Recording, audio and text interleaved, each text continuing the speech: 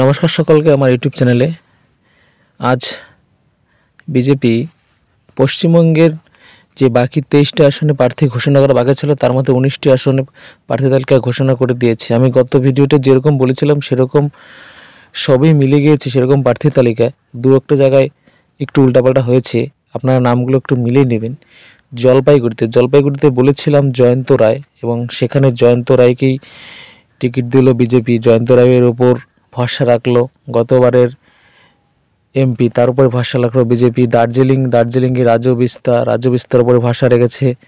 আমি যেটা বলেছিলাম সেটাই এখানে হয়েছে। রায়গঞ্জটা একটু চেঞ্জ হয়েছে। রায়গঞ্জে টিকিট দিয়েছে কার্তিক পালকে। জঙ্গিপুরটা একটু চেঞ্জ হয়েছে। জঙ্গিপুর ধনঞ্জয় ঘোষ। কৃষ্ণনগর যেটা বলেছিলাম রাজমাতা অমৃতা রায়কে টিকিট দিয়েছে। ব্যারাকপুরে অর্জুন সিংকে টিকিট দিয়েছে। দমদমে শিলভদ্র দত্ত। বারাসাতে একটু চেঞ্জ হয়েছে। বারাসাতে স্বপন মজুমদারকে টিকিট দিয়েছে। বসিরহাটে রেখা পাত্রকে টিকিট দিয়েছে।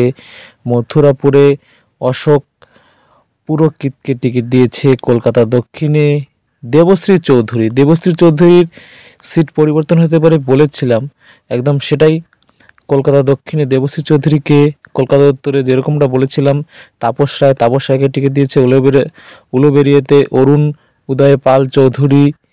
শ্রীরামপুরে কবির শঙ্কর বোস। আরামবাগে শ্রী অরূপকান্তি দেওগার। তমলুকে যেটা বলেছিলাম জাস্টিস অভিজিৎ গাঙ্গুলি, তাকে টিকিট দিয়েছে। মেদিনীপুরে অগ্নিমিত্রা পল, যেখানে মেদিনীপুরে টিকিট দেওয়ার কথা ছিল ভারতী ঘোষকে, কিন্তু সে জায়গায় টিকিট দিল অগ্নিমিত্রা পলকে। এবং মেদিনীপুর থেকে দিলীপ ঘোষকে সরিয়ে দিল। দিলীপ ঘোষকে বর্ধমান দুর্গাপুরে দিল, এবং বর্ধমান পূর্বে দিল কবিয়াল অসীম সরকারকে। এই হচ্ছে বিজেপির প্রার্থী তালিকা।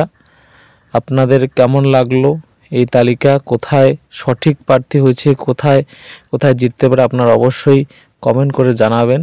এরকম ভিডিও পাওয়ার জন্য আমার চ্যানেলটিকে অবশ্যই সাবস্ক্রাইব করে রাখবেন।